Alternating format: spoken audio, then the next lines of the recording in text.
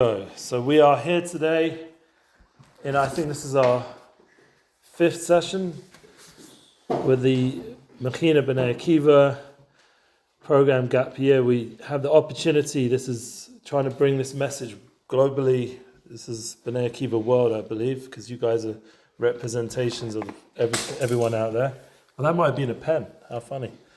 Anyway. So we're going to carry on with how we began. It's very important to keep the steps. When I get a pen, I'll put it up so you can have it clear in your heads.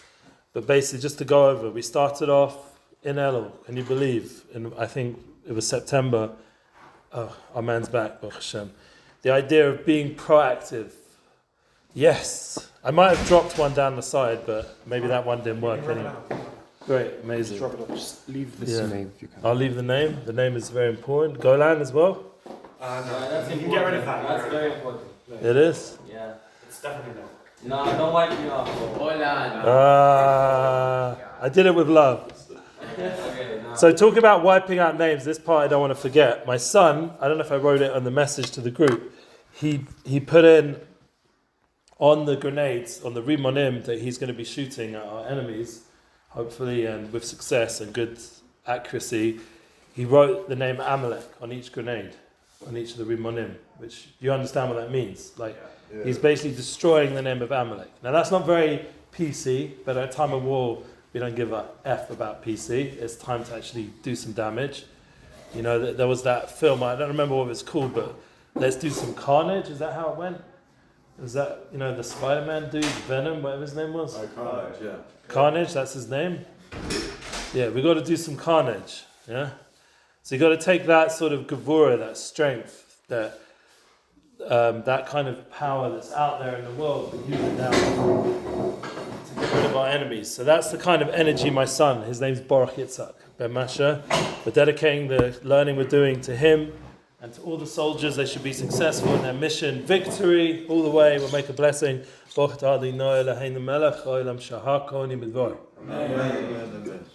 as part of that blessing, if Hashem is the king of the world, then there's everyone in the world's got to sort of, behave themselves. Let's be honest, Even more so us, we're the Jewish people, and we're in the Holy Land. But these guys, they've lost their merit. It's very good to know that. I saw a rabbi was giving over the Saturday night, and then we'll get into the actual what we're planning on talking about. But it's important to just emotionally tune in to the times we're in, what we're going through. He said Saturday night that the Yishmaelim, the Arab nations who are attacking us, not all of them, but the concept of Yishmaelim, this week's Parsha, Yishmael and Yitzchak, we see that Yitzchak was chosen, Yechidecha, he was the one who was chosen for the Keres Yitzchak. Now, when I was in university, the Arabs, they tried to get me to join their religion, or whatever you call it, their group. And also the Christians tried, basically every cult tried to get me involved in their group. I don't know if you had, any of you have family in the university, but back in the day, they were trying to get me to sign up to this, to that. And I was like the best catch, because I was very open-minded, very positive. I was an artist, musician, hopefully, I believe I was good looking back then, so that also helps in that world. And they wanted me to join, and every single group, they took me to their mosque, they took me to their prayer service, everyone wanted me to be in their cult. And one of the things the Yishmaelim told me, they said to me that it was a Kedes Yishmael, it was not a Kedes Yitzchak. And that was the defining point. When I heard that, now my grandfather's Yitzchak, my son's named after him, Boruch Yitzchak, I knew that it wasn't Yishmael who was the Kedah. Who was that? Yitzchak. And it wasn't the rabbis who changed anything. That's what they say. It's in the Torah. It's not like Torah Shabbat Peh, you can have this sheet or that sheet. It's in the Torah Kedosha. We believe also in Torah Shabbat Peh, the oral Torah as well. But the point is, it's not even like a doubt. What their religion wasn't even existing. So they don't even have books that go back that far to say that Yishmael was a Kedesh Yishmael. They really believe that, by the way. That's such a mistake. So that already was a massive distinction when they trying to get me to join up in their cult. They're they even had videos. It was crazy. I don't know what it's like nowadays on campuses. I assume it's 10 times or 100 times worse. But they even had like cool like videos. They bring you into this big room, and we'd watch a big screen, and they'd have a picture of a Jew, like a real nerdy, neurosis-looking Jew, like as nerdy as you can get. Like if you could stigmatize a Jew, and he was sitting there with like a little stubbly beard and long hair, and he was like, "I joined, Islam," and like he's like all excited, and he's got like even the clothes he's wearing, it's like the most typical Jewish clothes. Even looks like he's wearing a tallis, even, yeah. And it's like they're showing how everybody's joining Islam. That was like that recruitment thing, and I couldn't believe it. I was just saying like, "What?" Thank God. So the concept of Yitzchak gave me the gevurah, the strength to make that decision and realize, no, I'm Jewish and I'm going to find out about my people. And I told that to them. One of them specifically, I was living in university in the dorms. We had an apartment near the beach, which was very significant. So it was next to the only rabbi in miles and miles around. Like Hashem had prepared that for me. I was next to the only rabbi miles and miles around. He was actually next to a very famous boxer. Yeah, talking about boxing. Anyone into it? Anyone into boxing? No? I wish not. Huh? I watched that, Francis. Yeah, now that fight was good, but it wasn't that good. I think it was a bit fixed, in my opinion. Yeah, I think Francis won, but anyway, that's my opinion. The point is that he was next to this famous boxer, and I was going there for Shabbos, the only rabbi miles around, and I lived with an Arab, Muslim. His name was Muhammad Tal. For the first part, I lived with Esav. Who knows who Esav is? Yeah, he was a gingy, non-Jewish guy, very, like, not good energy, very negative, very into drugs, and he was a drug dealer, and it was really bad vibes from him. And Baruch Hashem, I kicked him out, and I brought I'd rather have the Muslim Arab in my house because at least he had some principles, I thought. Yeah, and he was actually somewhat decent. And I told him, one of the last things I said to him and to all the Muslims who he was like representing, I said to him, I'm going to Israel, I'm going to find out about my people, this was the university, and I'm going to clarify. And he said, you do that, and you're going to see what the truth there. And even when I was in Israel, in yeshiva, some of the Muslims came to find me. They even came to the place I was staying at. I was staying at the Heritage House then. They came to find me, and the head of the Heritage House said to them, he's not here, which was a lie. They just didn't want, these Muslim guys kept coming to the Heritage House looking for me, because they wanted to bring me to the Muslim part of Jerusalem to learn with them. Yeah, imagine that was what I was going through in yeshiva. I bet none of you have had that experience. Muslims trying to get you to go learn in the Muslim part of Israel. Yeah, none of you had that. You have any Muslim brothers? Yeah, Muslim cousins? No, didn't happen. Okay, so thank God the idea of Yitzchak, clarification, that gave me the ability to make the right decision. So that's the first thing we learned. Yeah, and we'll do it in the heart. Because remember, we're doing this on intimacy, and we're going to get to the intimacy in a minute. Proactive. Yeah, that's the first thing. Do I know how to even spell? Proactive. Yeah, we'll do a little heart for the E. That's terrible. Oh my gosh. I can't even read it myself. Okay, let's start again in the writing aspect. If someone else has got a better writing, you're welcome to join me. Yeah? Proactive. We'll do a heart, as I said. There we go, that's better. You can read that? 1. So that's number 1. That's the first thing we learned.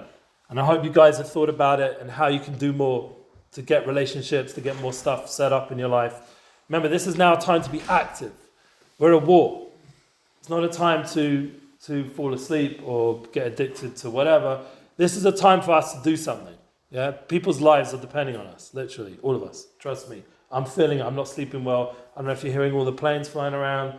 This is like a war. This is not Netflix. This is real life. Yeah, and it's getting really real when you see my son standing there that much equipped with grenade launchers and guitar, and he's only like 19. How old are you? 18?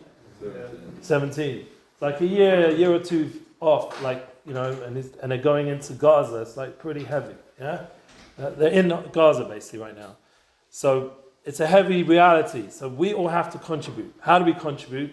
By being a bit more proactive, being a bit more activist in our lives, getting out there, making some good choices, making sure the message gets out there. Do whatever we can, whatever we're learning here, to share it on to people around us. It's about being proactive. That's the first thing. And that comes with love. If you want a relationship, first thing you're going to have to do is seek out the other person. Yeah, that's part of that's the beginning game for any relationship. You're not going to get a girl just like sitting on your phone. It's not going to happen. Like a woman, needs to be sought out. Even in relationship, when you're married to her, like I am, I have a wife, you have to constantly seek it out. It means you have to go out your way to create the scenarios that she's going to be in the mood. It's not just like, I feel like it, let's go. It doesn't work like that. You have to make steps towards creating the environment, the reality that you can then get to that intimate place. It's not going to happen just by clicking your fingers. It's not going to happen by texting or sexting or whatever they call it nowadays. It's not going to happen by just, dreaming about it. It means actually doing something. To create, Hashem made it this way that this world is about action. We have to do. And to have relationships with people means acts of kindness. It means caring. It means pursuing, like making an effort. It means like making good impressions. You want to meet someone, you have to make an effort. Like I personally remember, there were standards. Like growing up, like when we went out, we had to dress a certain way. Like, I'm not saying to go waste all your money on all the famous brands, but one of the things my son, Boruch, he's got payers, he's got tzitzis, he's got all the religious stuff, but at the same time, he's very into the clothes he does have to be high quality. I know that doesn't mean much, like to some people, but his Zayda was a Schneider. I mean, who we named him after was Schneider. You know what Schneider is? Yeah, but I don't know if everyone else does. Yeah, Schneider in Yiddish means someone who fixes clothes. He used to make suits. Every time I got a suit, I'd come to him and he'd fix it up that it would fit me perfectly. He was a high level of that, and that was who he's named after. And my son always wants to wear good quality clothes. He'd rather have less clothes, but what he does have is good quality. That's how he is. He's very that's his style. And that connects in to being proactive, because it means you have to go make the money to be able to buy the clothes, because I'm not paying for it. That's just not how I roll. As a father, I'm happy for my kids to wear nice things, but they have to make it happen themselves. Number 2, end in mind. Yeah, do you remember this one? Mission statement. Anyone's written one down? Anyone's put it on their phone? That was the second concept we got to. That was like around Rosh Hashanah, Yom Kippur, Sukkot time. We started discussing this and we carried on a little bit till recently. And remember, this is all part of the larger private victory. We're in this circle called private victory. Yeah, we're going to put it up here. Private victory. We want to win, guys. Do you want to win this war? We want to win this war, guys? Yes. Okay, we want to win. So we've got to have a private victory first. We've got to make sure we're trained, we're ready for action, we know what our mission is. That's the end in mind. Yeah? Get clear your mission. Number 3, which is where we're at right now. Who remembers number 3? Anyone remembers? We spoke about it last week. It was an early morning, even earlier than now. Priorities. Yeah? First things first. You can call it priorities, first things first, whatever you decide relates more to you. Priorities, if I know how to spell. Yeah? Or first things first. First things first. For example, you wake up in the morning. Priority. What's more important, the phone or washing your hands, like God says? Moda'ani. Most people, it's the phone nowadays. Yeah?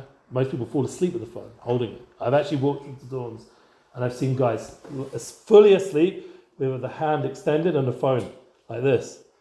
It's like, wow, that's real dedication to the phone. Me personally, I turn off my phone every night. Airplane mode, I put it away. My wife has hers on in case, security or whatever. I need to be offline. When I go to sleep, goodbye, world. Because people like now, for example, I'm trying to book a whole tour for a guy called Alex Clare. You heard of Alex Clare? He back in the day, he was very famous in England, did festivals like Glastonbury, like the biggest festivals around. He was with Amy Winehouse back then. He did a tour with, what's her name? Adele, yeah? I don't really know her music so much, it's past my time, but Adele, he's a big guy in the music world, and he did Tshuva, come back to Hashem. I was there when he was first in that process in London, and wow, your name's here. So that's really cool. So you're praying for each other here? Was that what's going down? Oh, that's nice. That also good. Anyway, so amazing. So first time I saw a place do that, it's a good idea. So what happened was, they usually have it like on a paper, but like It's there as well. It's on the big one too. so as well. Wow, you're really like conscientious. So you guys are organized. You know what it's about. First things first. We've got to be focused on what our priorities are.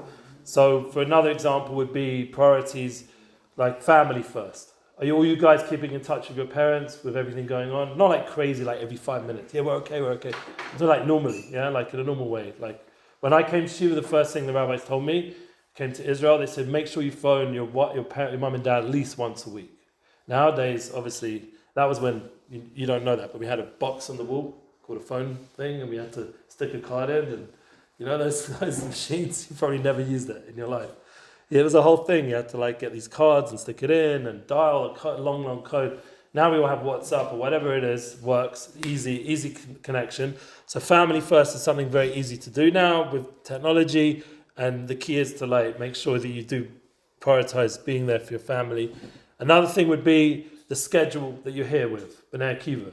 Yeah, once you wake up and you're busy, there's a schedule. Like we're here, thank God, a decent amount of guys considering the early hour of the morning, and we focus on whatever the schedule of the program. Now, wife asked me, what is the plan of the program now that things they're not normalized because we're in a war, but you're able, security-wise, to get around. So I assume you're going to start doing more activities. Is that right? Activities, classes, volunteering. But that means you get to go out more, not just stuck here the whole time. Hopefully, we were supposed to go out this week, but It's not happened yet? it got cancelled. Oh, why? Because security again? No, it was supposed to be in Beersheba. There's no sleeping. There's nowhere to sleep for us. Beersheba is a little bit close to the action though, isn't it? Yeah, but we're supposed to be like on the ground. So, like, Oh, okay. In the tunnel. Hanging in the Tunnels? What? They're throwing you right into the action, huh? Like they had enough of you guys. Like, come on, just get on with it. No, God forbid. Okay, no, but I hope they'll figure out something. I'm sure they're just going to make you sit here again. Yeah. Now you guys need to be active, doing stuff. Like you're young. You know, when I was your age, thank God. Even though when I went to Yeshiva, we had a thing called JLE. I don't know if you heard of it, Jewish Learning Program. So what we did, I was not really officially part of it, but I sort of wandered into it. And they went on the best trips, and we went everywhere. We went all over Israel. Like you have to do that while you're here. Like see everywhere. Like went to the Dead Sea. Walked. One of the things I did even without my yeshiva program, I went with a trained soldier into the hills. I mean, you have to do this with permission, obviously, but I went into the train. I didn't have, back then it wasn't like that, but I went into the hills with this trained soldier who knew all the hills of like the En-Gedi, that whole area, and we just walked for hours and hours all around those hills. We camped, you know, they were smoking. I thank God had quit already by that point, but and we walked, and it was silent, and it was intense, and we even heard like a lion roar, some sort of mountain lion. We saw deers running around. It was beautiful, walking the hills of Israel just with our camping equipment and just doing it. Like, so that's amazing. There's so much to do in Israel, and while you're here, definitely, hopefully, the program will give you those opportunities, even with the situation. And if you're feeling a bit bummed out that it's not as good as it should have been, once again, try to figure out, be proactive, figure out other things you can do, like that can bring some good energy into the Jewish people and to this current situation. That's going to be up to you guys to think about. But that's the concept of first things first, because once you start scheduling and organizing yourself in this way and prioritization, you know what your priorities are, then you're going to get this full private victory. Then you're going to be in a good place. Do you get why it works? I put it last time. I said it's in the Torah. It's Avram, Yitzchak, Yaakov. Yeah, it's the three pillars of the Jewish people. It's our essence, who we are. It's our heart level. Yeah, the Avram, what was he? Kind. What was Yitzchak? He was about Gevurah, like mission. Like he was willing to give up his life for everything. And what's the third? Priorities. That's Yaakov. What was his priorities? Building Am Yisrael, building the family. He had 12 children, 4 wives. We mentioned it last time. Okay, now. Once we've got this private victory, this is the transition point. We got to now go public. Yeah? This is really important. Let me ask you, a lot of the celebs out there, do you think they're happy, they're sorted out people? no. Like, who's a big fan of Friends? Probably none of you, because it's old school. You watch Friends? Of course. Oh, okay. Chandler. Yeah. Unfortunately, he died. Chandler. Yeah? So Chandler died. Yeah? He was married. He was Matt Perry, yeah, I think. Am I right? Yeah. Okay, sorry, this is like, I mean, I grew up with this nonsense watching it, unfortunately. My daughter's obsessed with it still now. And for her, Friends is like her calming, like, viewage. Like, it relaxes her, makes her happy, happy, fun interactions, no, like, stress. Once in a while, there's a slightly stressful episode, but not really.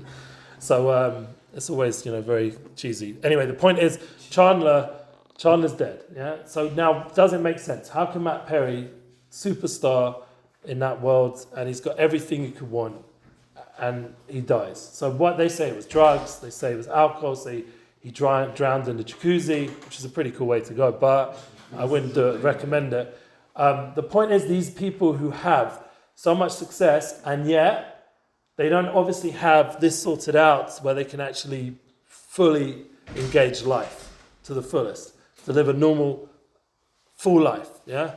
Like, we don't want to be bouncing out of our life at such a young age. By the way, you're welcome to stick around if you want to pray or do whatever. It's all good. Okay, so anyway, so that's how we go from private victory to public victories, to understand that this will give us the keys. It's so fundamental that it's literally the reason why we're in Eretz Yisrael, because it's Avraham, Yitzchak, Yaakov gives us the merit to be here. Like, we have to understand that you can't. This is what I was trying to say before. The Yishmael have lost their merit. The Arabs, the nations, as learned in the Zohar, have lost that merit. They don't have the merit to be here anymore. It's time up. That's why it's all kicking off right now. It's not just because this guy did that and the Hamas did this and politically this happened. It's beyond that. There's a spiritual reality going on, and there's a certain amount of merit they had. What gave them the merit? Does anyone know? What gave Ishmael, Hamas and all these horrible people, what gave them the merit to be here? Avram. Yeah, but what did they do to Yishmael? What did Yishmael take with him that gives them a merit that we also do? At least they don't do it completely. They do it half. They half-ass it. They don't get the whole thing done. But what is it? Bris Milah. They have bris. Bris Milah is a powerful thing. How do you half-ass a bris? They don't do the full Misa. They only do half the bris. There's two levels, I think. There's Priya and I always forget the second one. But there's the idea of cutting off the Ola, and then there's revealing the bris. There's two parts to it.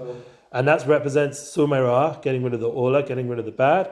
And the next one is Asay Tov, to reveal the good, the crown of the Bris Milah. They don't do that second part. They don't do it fully. They don't have the halachas like we. They don't have a mile. They don't have the full thing. They have a doctor who comes and does it.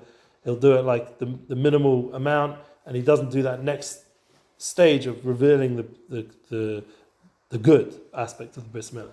So that's the idea. They know how to destroy, which makes sense. They know how to destroy things, but don't know how to build. Go look at their cities. I know I'm talking about Dubai, but say Dubai, thank God, maybe they're more normal guys.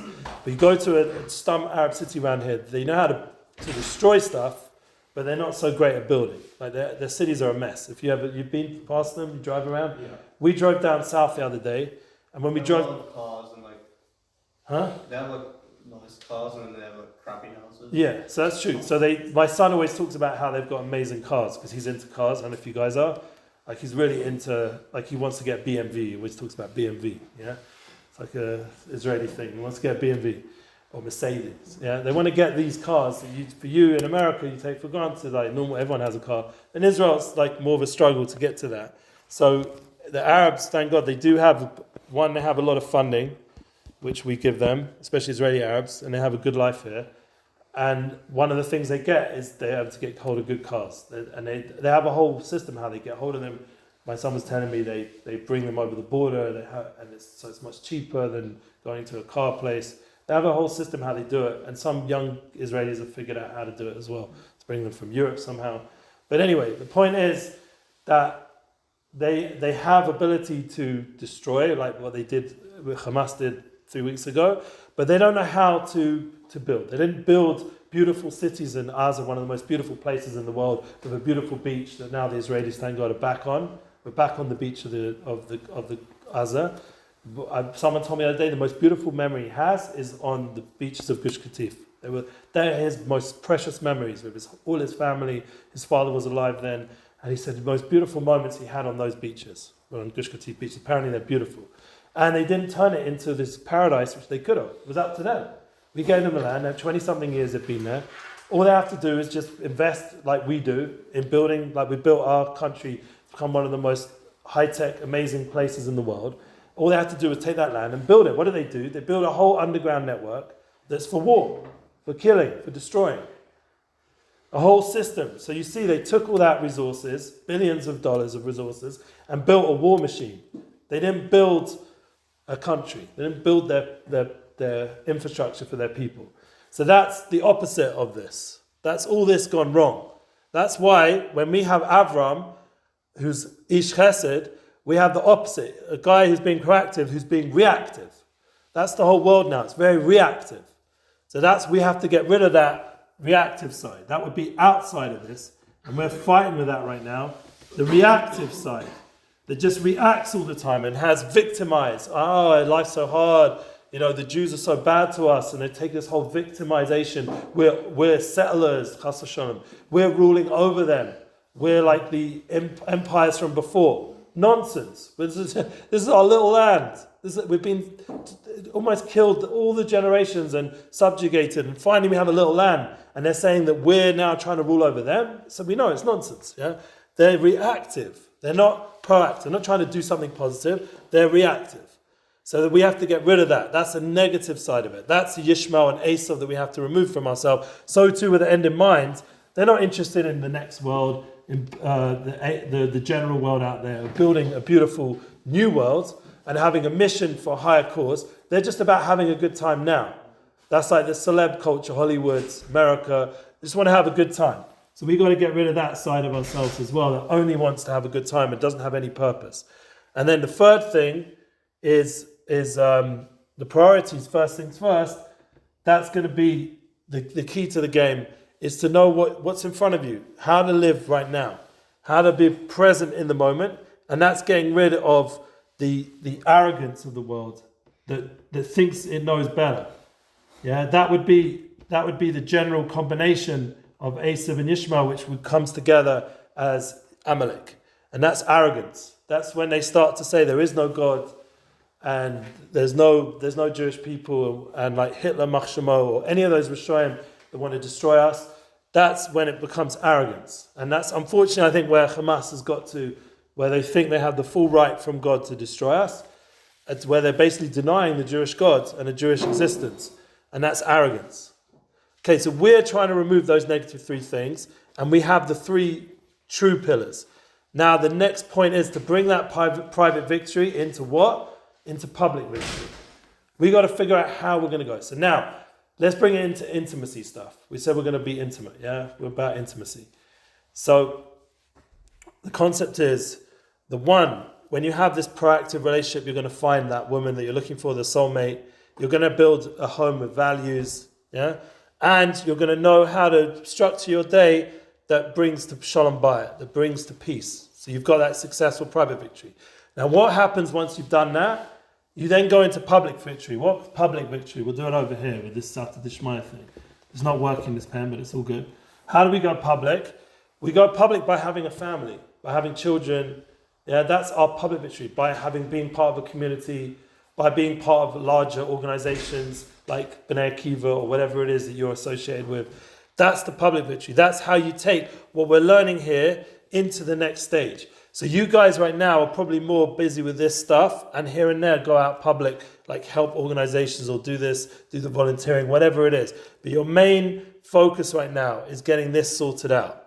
And it's really important that we get this part sorted out, because we've got to get rid of a lot of negative distractions that are pulling at us. And the way you understand, and we'll end off with this just for now, and then you guys can ask a question before we finish off the class, is the way you understand is that if you get this all sorted out, this public victory, private victory, to then be able to do the public victory, you'll then be able to have an interdependence. You know what that means? What's interdependence? There's being dependent on people. What's dependence on people?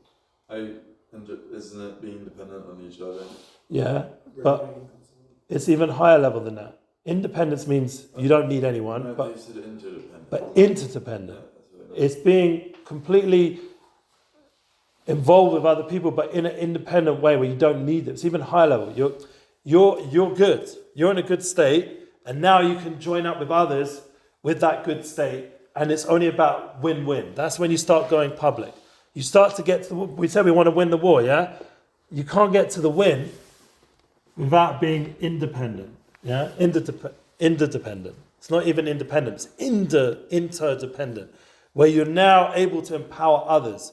You're now at a place where you become a leader, you become someone who's inspiring, and that's really the key to our victory. In the army situation, everyone's got to be on some level subservient to the rules of the army, but on another level they've got to be also proactive, because there are going to be situations where they're going to have to do stuff that wasn't initially thought of. They're going to have to save a friend, or suddenly think for themselves for a moment. There's something going on over there that the captain didn't mention. End in mind, they've got to always be aware of their mission. Priorities have got to be constantly focused. One of the things my son said, this will end with this. He said, and this is important for all of us here now, Bnei Akiva, I'll put the class up online, whoever wasn't here, so they can listen to this point, it's important. He said this is just before they're going into Gaza, he was asked to speak, my son, in his unit. And he said to me the next day what he spoke about. And it was very emotional seeing him, just before Shabbat, giving him that love. And my wife brought all the Shabbat food for him, and that's literally what he ate before going into Gaza, was my wife's Shabbat food, because they really didn't give much food in the army on Shabbat. So what did he speak about? He spoke about to his unit that you have to maintain focus. This is the big challenge right now. Even the fact that guys are in and out, that's all cool, I get it, I'm young, I was young once, and nowadays we're all distracted more and more. Everyone's got their challenges, yeah, people got things to do, I get it. I had to leave a class today myself to come here, so everyone's got stuff going on. I was in a class with Shlomo Katz, because I also need to keep learning. I'm not like Mushlam, I'm not perfect, I'm still growing, I'm still learning. So my son said this, he said, you've got to keep focused, and the problem is, you come into Gaza, and the first day, second day, you're in shpilkas, you're fully aware. Every single noise, movement, your adrenaline's rushing, yeah? You're in full army gear, and it's all fresh. It's a new territory you've never been to. You know there's danger every corner, from every hole, God forbid, they could come out the holes. Like I already heard on the beach, they came out of tunnels, guns bearing, yeah? Imagine you're coming into this place, and there's, from a place you don't even know where it is, because as much intelligence is doing, suddenly a whole troop army of Hamas come out of the tunnels. This just happened yesterday. And they all come out with guns blaring, and then they got to take them all out. They did, they took them all out. But this is the kind of situation my son's walking into, so he's got to be very aware of everything.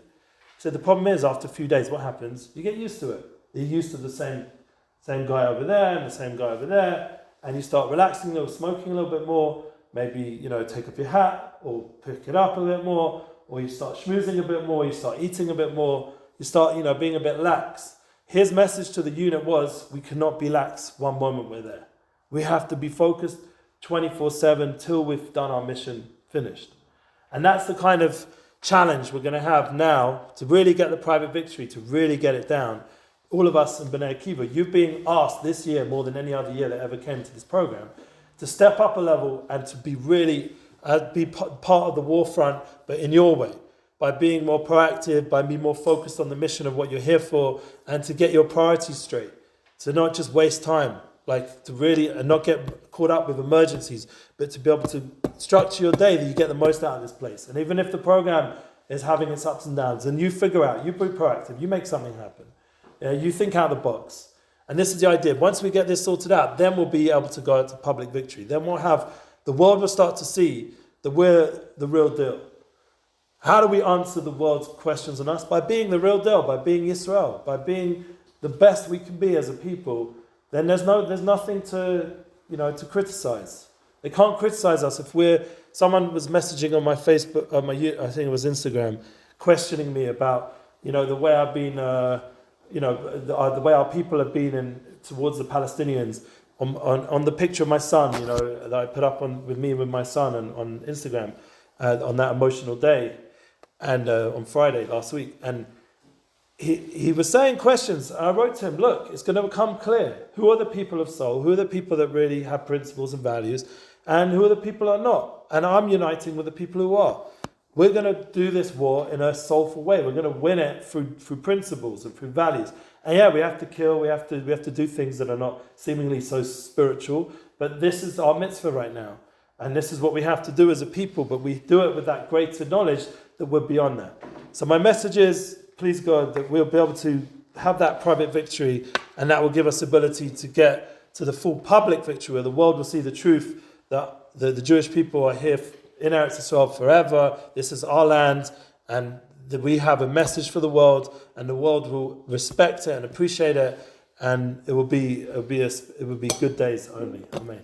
So now, anyone has a question before you go off? Like seriously, like think about it. If you don't understand how to do a mission statement, if you've tried, or being proactive, initiating relationships with a lady, any things like that, or priorities. Once you've got a lady, how to show her that she's the priority. By the way, that's the hardest thing I had to deal with, was to make sure my wife knew that she was my priority. That I had to go to a very big holy rabbi after years of marriage to get that sorted out, because my wife still didn't feel that I was fully dedicated, fully, this is my soulmate. I had to go to a rabbi. One of the things he said, interestingly, just share it as advice, and then you can ask a question. He said to me, when you wake up in the morning and you see this lady lying next to you, because you're married, Baruch Hashem, you got this woman, don't forget this advice. He said to me, don't just thank Hashem now that you've got your day ahead of you in life, Moda Ani. Thank Hashem you have this lady next to you, have this woman dedicated to you. Yeah, that in itself will get you in the right mindset, that the whole day you'll be in a more grateful headspace, rather than thinking about, she didn't do this for me, or she's always so pissed off at me, in all the negative headspaces. It gets you into the right headspace. So that was a good advice I got, to thank God for my wife every morning, first thing I wake up. All right, anybody got anything else to say? Come on, man, there must be questions. I was a teenager, I was like, searching. I didn't know what was going on in the world. We got another few minutes. Anyone want to ask? I'm here. I'm here for you guys. Like, tell me, you can even vent. Are you guys a bit pissed off with the program right now because of the situation? Like, you're not getting the full thing, or you're understanding that the program's this way, or not really? I think it's right to be pissed off at the program. I think it's right to be pissed off at the situation. Yeah, of course. The program pissed off about, okay. Okay, so they've got, what's their priorities right now? Your security, I think, one. Two, it's complicated because people that were in place aren't here, like Shmuel Fly and people in Beersheba, or whoever what you were supposed to be do, they're all now in reservists. And it's not just they're just hanging around having barbecues and singing with Odom every day. They're out there getting ready for action, or some of them even having action, unfortunately. Yeah. I want to say is that obviously the situation is not ideal to say the least, but I think it's more to be grateful that our program is still running, even if not all the people are here, and they're really trying our best, so we should appreciate what they're doing. Yeah, exactly. Okay, and do you think you guys could figure out some ideas of your own? That's another point. Something you could do, I don't know, make some. We're not really allowed to go out of the middles, and especially out of the group. But say with whatever your limitations are, do you think we could come up with something? Yeah, we did. We do lots of activities. We did last 2 weeks. We picked letters, play with kids from the kibbutz. Cool. We help from the kibbutz, but it gets to a point where you feel like I've done all that now. Yeah, exactly. Yeah, we just letters don't every make day it is straight. kind of. I mean, the message I got from the staff people was that this week, we're going to do more. So, but that's still not 100%. Yeah, and we went also to FA to clean our toilets at dinner farm. It's supposed to start really tomorrow, I think, the volunteering this week. Okay, good. Because the thing about Beersheba got cancelled half an hour before we were supposed to go there. Yeah. Oh, wow. It was literally right before. Everyone was on the bus On to the way. Yerushalayim or Tel Aviv. To get the bus To there. get the bus to and take Beersheba, and then send a message. I think also people are a bit more tense right now, knowing they've got a son like me. I have a son in the army, or they have a brother, a cousin, a sister. Everyone knows someone in the army. Yeah, or even 6 cousins in the army. 6 cousins. Well, that's a lot.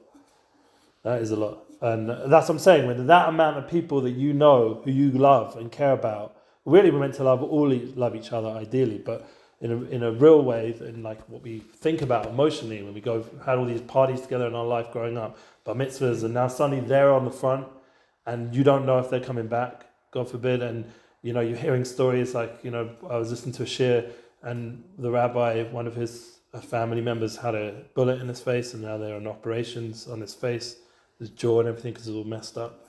You know, and there's like real stuff going on. Like people are, you know, it's heavy stuff. So it can be a bit like tense, you know, just dealing with things in life.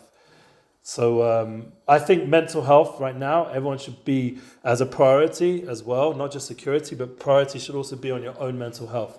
Everyone needs to think about what can they do to just release some of the stress. I've been playing a bit more music. I put up actually a little class of me just jamming Saturday night. Huh? Guitar and sing. So if you go to my site or my podcast, I put the link up in the group. If you look at the other things, I just did like a little jam session just to release that energy towards my son and the love I have for him. And through music, I was able to express it somewhat, because music always somehow expresses it more. Like all the best musicians that I listen to, I don't know, have any of you heard a guy called Ren? Yeah. You like Ren? Nice. Heard of him? Yeah. Ren, and there's a guy called NF. Have you ever heard of NF? Yeah. Are you into my kind of music? So this guy, NF, these kind of people got a lot of deep emotions, and they know how to channel it. It's amazing. Yeah, I mean, if you check out Alex Clare, this guy I'm looking to get him bookings in America. Anyone has hookups in programs there or anything, I'm working on it now as we speak. And Baruch Hashem, as soon as I mentioned it to a few people, I'm getting loads of requests from Orlando, from LA, from all around New York, from Columbus, Ohio, all around America. People are interested in bringing Alex Clare now that he's going to be there the next few weeks, starting next week. So there is an interest in this kind of music. That's a channel for your emotions. It's a channel for this stress and the tension that you're feeling a little bit. If it's not music, if you're not such a music guy, because some people are not, then sports. Do some bit more sports. Make a team, make a competition, do something like, you know, reward each other, whoever wins the tournament, like make it motivating. Do something like, you know, try challenge yourself physically. Try challenging yourself to do a bit more exercise in a way that you've never done before, like a certain amount of squats or a certain amount of pull-ups or a certain amount of running around. Give yourself challenges right now. Yeah, you could do some funny videos. So now some people are really into making videos, like, you know, all the TikTok nonsense. You can make dances. The girls, I'm sure they're doing that. Or like, even if you guys have like certain like pranks, obviously that don't ruin someone's life, but like funny pranks, but like make people happy and, you know, like entertain. There's so much you could do. Like I remember one program they made. They have an actual. All the time I get their videos. They're all the time uploading really good content. They've created videos for their program that are high level content, and people watch it. It's like actually, you know, worth watching. I have another program. We've created a band, the Waterbury Boys. They've become quite famous. Their music. I went to Waterbury a few times, and they have some pretty famous songs. A lot of programs sing their music now. They've like become successful in that sense, and they're just sitting in like a program like this in America. They happen to be in Cincinnati, I think that's where they are, and they've managed to and I've been there. It's amazing to see they've got proper equipment, a studio. Another program in London, they just put out a song. They made a song with a famous singer called Avi Cohen, I think. Forget his last name, but he did a song with Nissan Black, one of my guys, and I remember when he was just a student there. Now he just went back there and did a song on the Israeli anthem and Mishaber for the soldiers. They did a proper song, put it up already the last few weeks. I'm just saying there's so many projects a person can get involved with. My actual brand is Unity Inspires Projects. And the way I'll explain it, this is like my mission statement. We'll end off with this, because I'm just trying to give you just some examples. Unity is on the thought level. Ultimately, we're all unified. Yeah, fine. If people want to kill us, we're not unified with those guys. But everyone else who's not trying to kill us, who respects the Jewish people and as part of this soulful mission, we're unified with. That's humanity on the unified level. That's my goal. I want to unify humanity. Next is inspires. I want to inspire people. How do I do it? Through speaking or performing or projects. So that's the third point, projects. I want to create lots and lots of projects for people, like how you can do it through concerts, through speaking events. That's part of my whole brand of how to create a space where you can create unity and inspiration. That's like my concept. And it goes through the thought, speech, and action. How to bring it down into reality. So that's like, I created that concept. That was just me sitting around. I was working for some corporate company. I was like, I have to be in this world to do more than just this. And I came up with this concept, and I've been building on it for years. with different artists, different musicians, different speakers, how people who could fit. So that's my example. Everyone's going to have their own way of what they can offer. So you've got to figure out what it is that you can add right now. And if I think that would be a good point, even to go up to the program people and say, look, I've got some ideas. Maybe you didn't think of, but we could do this, we could do that. You know, do you have any resources to help me do that? Or can I create a program for you guys? I'm just saying, try to think out of the box. It's possible, yeah? Even if, say, you're big sports guys, like watching sports. So make a night of doing something together with as a program. So like make it fun. They should provide food, entertainment. I'm just saying, while you're here, make it better. Don't allow this war to beat us down that we're not really like so happy like here. We've got to turn that energy around, and that's up to each of us. And you'd be surprised what one person can do. And if you have a whole group of people thinking that way, then the whole level of the program will go up, and you'll feel much more fulfilled here. So that's pretty much like my class today, how to get the private victory done. But it takes a little bit of recognition of who we are, that we're descendants from Avraham, Yitzchak, Yaakov, and we have all the tools of being proactive, having a mission, and prioritizing correctly in our life. And that will really give us success. And I've seen it myself, the more I apply all this constantly, and it will get rid of all the crap that we picked up in life, that the world's trying to ruin us with. And we have to be aware of that. We can't deny that we have issues and stuff, it's part of being human. And, and then we get to a good place. We will hear good news. I do think we're going to be victorious in this whole Gaza thing. And I really hope it will be with minimal, please God, casualties. And if there are any injuries, everyone will heal. It's going to be hard this next time period, but we can do it. The point is that we can do it. And we are meant to do it. This was prophesied. This is meant to be. This situation going on, even if it could be, you could say it might be handled better, but you should take comfort knowing this is part of our history, part of our destiny as a Jewish people, and it's really refining and clarifying that more and more who we are, why are we here, and what are we here to do. And to get that clearer and clearer, that's very comforting, that we're attached to the truth, and it's not just whatever. It's not just, I'm bummed out that I ended up being Jewish and ended up in this war, and why do it have to be that way? No, it's the best. You're the best. Being Jewish is the best thing. We spoke about that with Mark Twain. Even the non-Jews who are honest recognize we're the best. It's the best to be Jewish. Being a Jew is the best gift you can have. Living in Israel is the best thing. So to tune into that, it's actually a big plus, even though right now it doesn't feel that way practically. And then you start acting upon it to bring it out so that it really will be the best. Amen. L'chaim. So if anyone wants to get together at some point, if you're allowed to be in a frat, come around for L'chaim, just to chill, talk it out, get a few beers. If there's Arak, I'm coming. Arak, get Arak, all that stuff. We have a weekly class Thursday night at 9:30 onwards.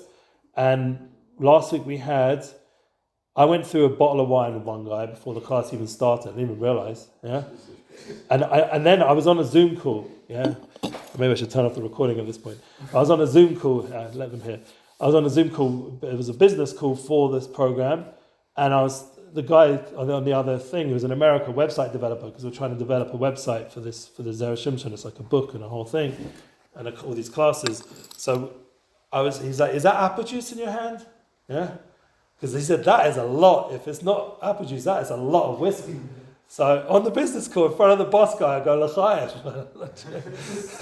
and anyway, and he's still employing me, I hope. Baruch Hashem. And then we went to.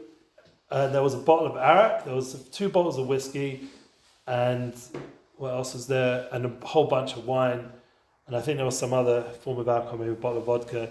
And between about 10 of us, we pretty much went through all of it. So it was, plus we managed to learn some Torah for an hour and a half. So I'm just saying there's ways to do things in a happy way and to enjoy, even now, even during the war, and that good energy will give good energy to the people around us, and that's one of the goals. Shlomo Kalibach said a good saying: when you come out of a concert or an event or an experience, and you feel elevated to the point where you want to do something good for someone else, then you know you had a good experience. So if you're coming out of this program and you're feeling in a good space, that means you did the program right, and that's what this is all about. Enjoy. Thank you. Pleasure. Nachman, where's Bnei Akiva?